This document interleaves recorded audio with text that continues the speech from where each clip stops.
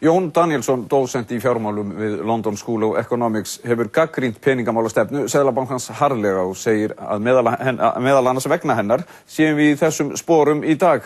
Sérgreinar hans eru áhætta í fjármálum, fjármálastöðugleiki og fjármálakreppur. Hann telur nauðsynlegt að nú þegar fari ríkið í að prenta seðla til að hjálpa heimilum og fyrirtækjum í landinu. Það myndi valda veðbólgu til skamms tíma en kom í veg fyrir að hagkerfið hryndi og hann sestur hjá Jóhannu. Þakka þér fyrir. Áður en við förum út í þessar róttæku tillögur í efnahagsmálunum að þá verði ég einhvern veginn að spyrja það eins út í, við heyrðum þetta lesið upp, þetta samtala milli Alistair Darling, fjármálaráðherra Breta og svo fjármálaráðherra okkar Árna Mathiesen og þetta talið hafa haft mikil áhrif á það hvernig þeir síðan brugðust við, bara þín viðbrögð á þessi samskipti. Það sem Alistair Darling að segja það að íslensk yfirvöld hafa logið af breskum yfirvöldum, að þeir treysta ekki íslensku yfirvöldum og þegar síðan ráðherrann kemur og segir við hann við höfum kannski ekki peningana þá túlkar Alistair Darling þetta versta hátt. Ég held að sé varla hægt að hafa þessi samskipti að verri móta heldur en voru.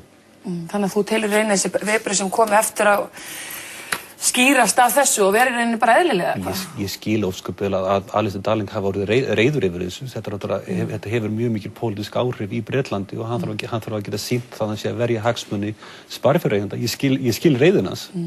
Þú, við höldum okkur aðeins út að Bretamál áður fyrir út í efnahagsmálin hér því þetta tengist þetta allt saman. Þú ert búin að kenna við London School of Economics, LSE, í 11 ár og þú ert mikið kallaður til fjölmiðla úti, hvort sem það er BBC, Sky eða CNN og þekkir inn á þennan anda þarna úti. Hvernig metur þú stöðuna? Hvernig eigum við að bregðast við í þessari stöðu sem er komin upp í dag?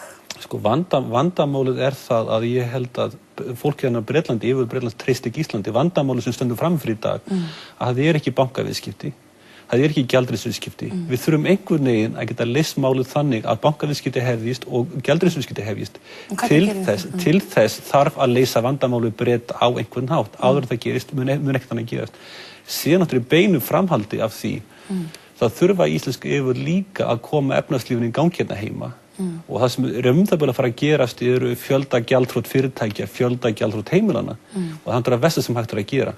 Og ríkisstjórnin þarf náttúrulega að breyta gjaldþrotalöggjöfinni þannig að fyrirtæki fari ekki eins auðveldlega á hausinn og heimilin fari ekki eins auðveldlega á hausinn. Ríkisstjórnin þarf að veita fjármagni beint til fyrirtækja annars hvort langtíma lán eða bara með beinni stöðu, sérstaklega í þeim fyrirtækjum sem skipta máli, þar sé fyrirtækja fjármálamarkaði, tryggingum og þjónustufyrirtækjum og slíku. Þannig að þú ert að tala það í sjálfu sér, þetta er mjög róttæk hugmynd að bara Seðlabankinn fari hérna og prenti peninga, þetta er eitthvað sem eitthvað myndi segja galin hugmynd, þetta er ekki löngu hægt að prenta peninga og hvað þá með verðbólguna setjum við ekki í rauninni bara alltaf hausinn með þessu hérna, hvernig sér þú þetta sem lausn út úr þessu vanda sem við erum í dag? Ég held að lýsir þetta ástandinu að þessi köllu galin hugmyndi, þetta er nákvæmlega sem er að gerast allan heim. Seðlabankur allan heim núna eru nákvæmlega að sagt að verðbólgan er aukaatriði í dag. Það sem skiptir öllum máli að koma kerfinu í gang. Seðlabankur í Bandaríkjunum, Evrópu, þeir hafa allir lækkað vexti, þeir hafa allir að pumpa peningum eins hratt og þeir geta út í efnahagslífið. Og þeir segja að við leysum vandamáli verðbólgan á morgun. Í dag þarf að slökkva eldinn, það er kveikni í húsinu og slökkvilið þarf að fá að starfa. En hvað með að tala að það þurfi þá að koma ykkur veð á móti eða ykkur eignir þegar við prentum svona peninga, það sé ekki bara að prenta út í loftið. Skiptir það heldur engu máli í dag? Það sem er að vera að gerast líka alþjóðlega það að þessi veð eru farin að skipta minna máli. Seðlabankinn evrópski tilkynnti það á föstudaginn að hann ætti að lána til það sem kallað triple B eða 3B verðbréf sem eru tiltölulega áhættusömu pappírar. Það skiptir ekki öllu máli hvað veðin eru góð, það skiptir öllu máli að koma efnahagslífinu í gang. Og halda því gangandi. Halda því gangandi því að ef efnahagslíf stoppar þá var ekkert eftir. En er þetta svona slæmt framöndan? Erum við að tala tilhörum við sem að tala það stóran hluta fyrirtæki sem er að fara hérna hausinn? Það er ómögulegt að dæma það á þessu stígi málsins en það er ákvarðanir sem verða teknar á næstu dögum og vikum mun ráða því hvort að vandamáli stoppar í dag eða vandamáli verður miklu verra. En hvað erum við að tala mögulegt þá mikið verðbólguskot? Nú erum við með verðtryggingar lána og þetta kemur þetta niður á lánum fólks líka og hækkunum á þeim.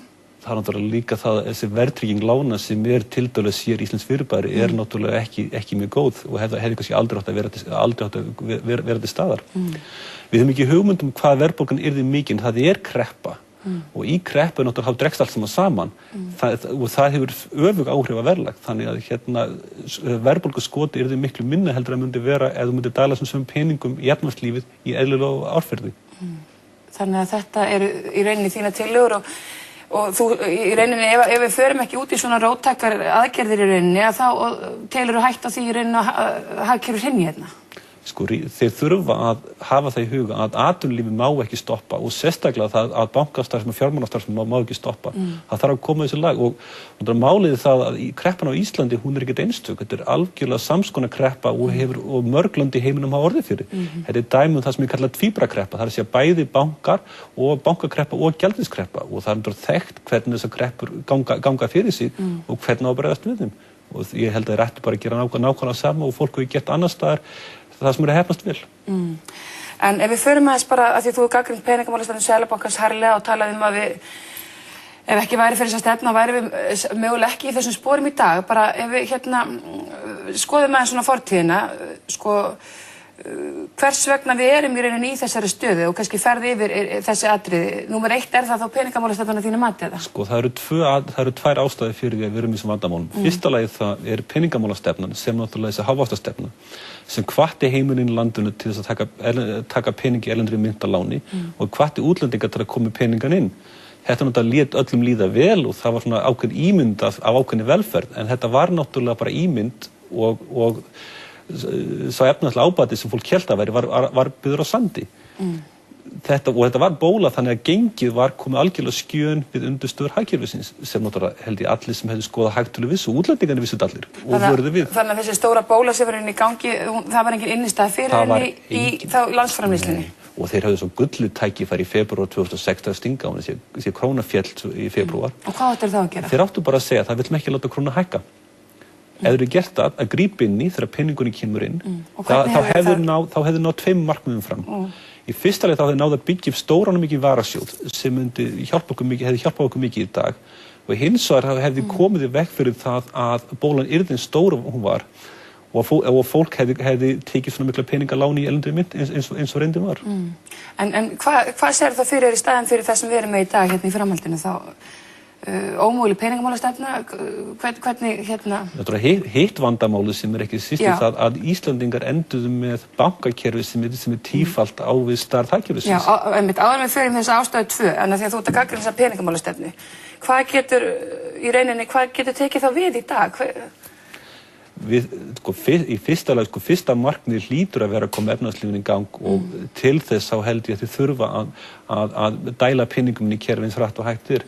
Þegar hagkerfið nær stöðuleika bæði gengið efnahagslífið þá er þetta að hugsa til framtíðar en áður við vitum hver lendingin verður er mjög erfitt að segja til hvað verður best og ég held þessi aukaðatriði í dag þarf að slökkva eldinn. En ef við förum þá í þessa ástæðu númer 2 hér bara akkur við erum í þessum sporum í dag varðandi stærð bankakerfisins. Sko Íslandingar enduðu með bankakerfi sem að tífalda á við stærð landsins og það er veldur ákveðnu vandamál. Sko sumlönd hafa stór bankakerfi eins og Sviss og Luxemburg en þessi ríki eru með alda reynslu af því að hafa stóra banka. Bæði bankarnir kunna hegða sér í þessu umhverfi og yfirvöld kunna hegða sér í þessu umhverfi. Þegar á Íslandi þá er ekki slík þekking til. Kunnum við semst ekki að hafa okkur í þessu umhverfi? Ég held að við hefum ekki skilið afleikana sem dæmið það að þegar við erum með svona stóra banka sem eru að Íslenska ríki hefði getað sagt, nú er nóg komið. Við viljum ekki hafa svona stóra, ef við viljum vaksa, þá þurfum að flytja ykkur til London, sem hefur miklu skynsamara.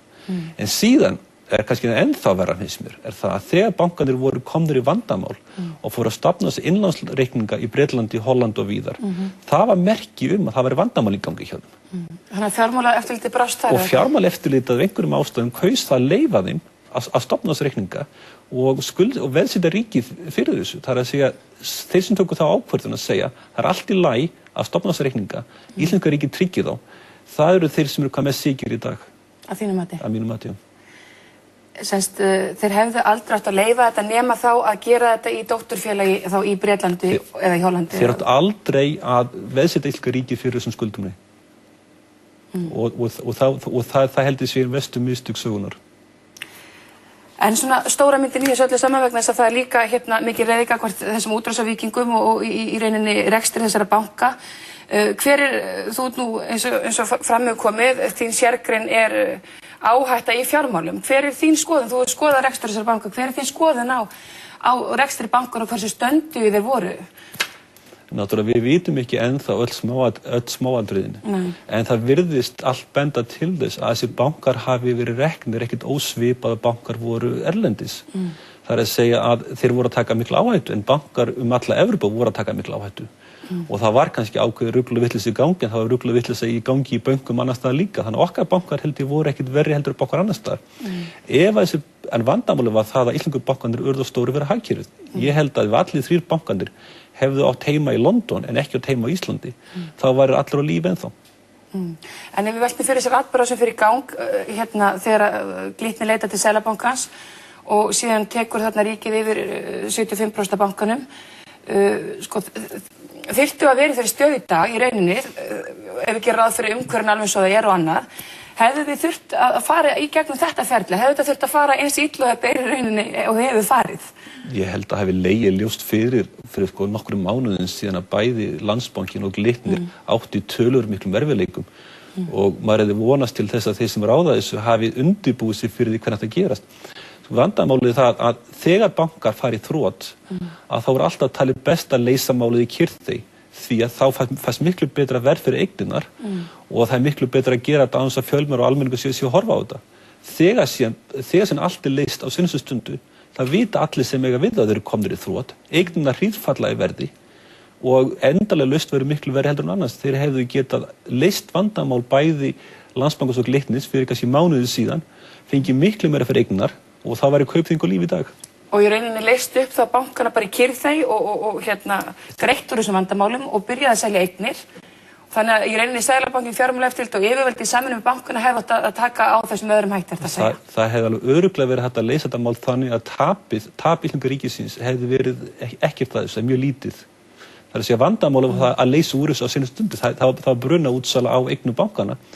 Það var hægt að selja sér eignir ekki brunaútsölu heldur á eðlilegu verði fyrir svona mánuðum síðan. Þannig að þú samt að segja að bankarnir hafi í rauninni verið þá komnir í þrot og þau eru að leysa upp með þessum hætti eða hvað? Málið er það að Fjármálaeftirlit og Seðlabankinn hafa þessi gögn í höndunum. Við sjáum þetta eftir á, en þeir sjá þetta áður og ef þeir eru að horfa á tölular eins og þeir eiga að vera að gera, þá áttur að vita þetta.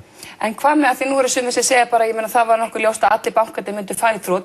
Þú ert samt að segja að þú ert samfærður það að Kaupþing hefði átt að lifa þetta af þessa krísu hérna og alþjóðlegu krísu. Eins og hlutinu urðu og eins og breski yfirvöld höguðu sér. Að ef að breski yfirvöld hefðu hagað hlutunum á annan hátt, þá er mjög líklegt eða mögulegt að Kaupþing var á lífi. Það er ekkert gefið en það er líklegt. Að þið verðum hérna í loki bara komin aftur af Bretunum. Hver eru þín ráð svona til ríkisstjórnar Íslands gagnvart þessari deilu við Bretana? Ég held að það besta sem geti gerst verið það að forsætisráðherra sem þetta kemur mjög vel fram erlendis og margir hafa kommentrað við mig hvað hann kemur vel fram ef hann myndi halda fund og segja eftirfarandi. Íslenska ríkið mun standa við allar lagalega skuldbindingar erlendis og ekki krónu meira. Ef að breska yfirvöld vilja að fá forgangsröðun á eignum Landsbankans í Bretlandi til að borga Icesave, þá mun segja nei við því. Ef Bretarnir mun heimta þetta áfram, þá mun fara fyrir dómstólum, leyst málið þannig. Bretarnir að spila einhvern leik við Íslandsstjórn, að reyna að búlja þá í að gefa þetta upp. Þeir að segja, við munum standa við eitthvað lagalega skuldbindingar, ekki krónu meira og þessari ákvörðun verður ekki haggað. Á síðan ríkja þínum að fara í mál við Bretana? Ég held að sé algjörlega gefið mál að Kaupþing hefði getað verið á lífi ef þau ekki gert það sem gerðu og auðvitað ríkið að fara í mál. Og tilkynna það kannski í leiðinni bara? Þeirra tilkynna það í leiðinni og þá en líka á sama hátt þegar eigendur að gera það sem gerði ekki var það að fara með almannatengslin í gang þegar hann tilkynir þetta að ráðherra þá getur farið við til erlendis sem gerir mjög vel að fá sérfræðinga sem geta flutt málstað Íslandinga við fjölmiðla í Bretland og annar staðar og farið með svona áráðustríð til hjálpar Íslandi í gang. Þú ert byrðið í Bretlandi, þér finnst vant upp á það að það sé þetta? Mér fannst afskaplega undarlegt þegar alla þessar vikur fjölmiðlar í Bretland voru að hringja í mig mörgum sinnum á dag biðja álit og ég reyndi að fá álit frá sendiráðinu í London og ég reyndi að fá eitthvað frá Íslandi, það var ekki hægt, það var enginn sem hafði einhverja skoðun á þessu. Þannig að þú kannski ekki gerst talsmaður Íslands þó þú vildir? Þó ég vildi, já. Herra Jón, við heldum alltaf sjálfsögðu áfram að fylgjast með þessu. Kæra þakki fyrir komuna.